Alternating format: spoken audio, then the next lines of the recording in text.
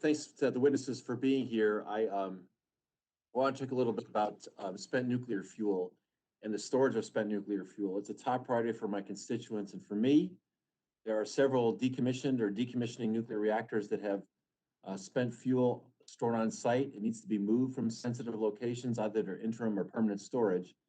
In San Diego County, as in some of the other places that have been mentioned already, the San Onofre Nuclear Generation Station, or SONGS, is within 100 feet of the ocean. It's near a dense population center.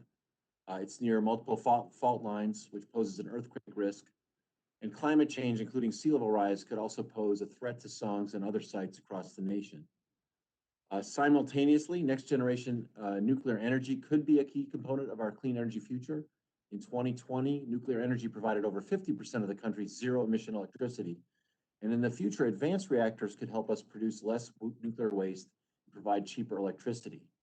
Hundreds of my constituents are working today on these advanced technologies in San Diego. So today I wanted to ask a couple questions about exactly where we are, and I'll throw this maybe to Chairman Hansen.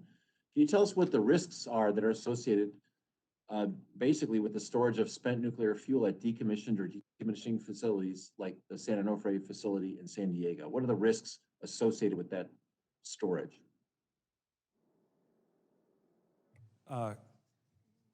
Congressman, let me first by saying that I think that we've determined that the spent fuel stored at the San Onofre Nuclear Generating Station and other sites around the country is safe, that it's being stored safely. That doesn't mean that there's zero risk, as you pointed out, but those risks are being monitored and managed both by the NRC through requirements that we impose on our licensees.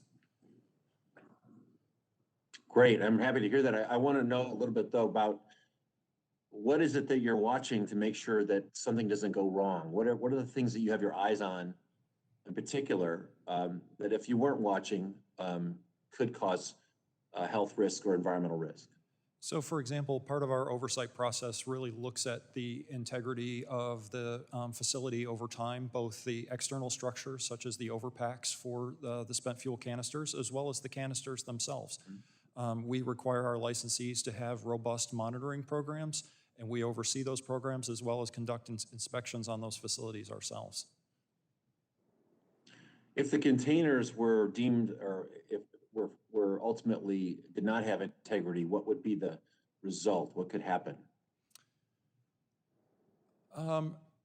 We would have to evaluate that, but it's certainly possible that container would have to be repackaged or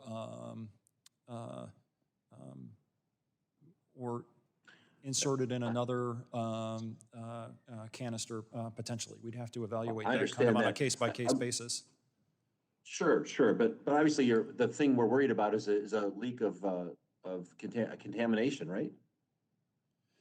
That's what we're trying to avoid. Yeah, that's right. That's what we're trying to avoid. Right? Correct. Okay. And I also that's presumably true with respect to the outside containment. And I guess what I'm interested in knowing is we've got a lot of fuel there. If we weren't taking these precautions, I assume that could present a Fukushima type risk to people in the district, right? I'd have to get back to you on what the specific accident scenarios would be. Well, obviously we're okay. Well, I mean, I'm not suggesting that that's happening, sir. I'm just saying that those are the kinds of things that we have to look at. And I understand that part of your purview is not locating ultimate disposal or long-term disposal like Yucca or interim disposal.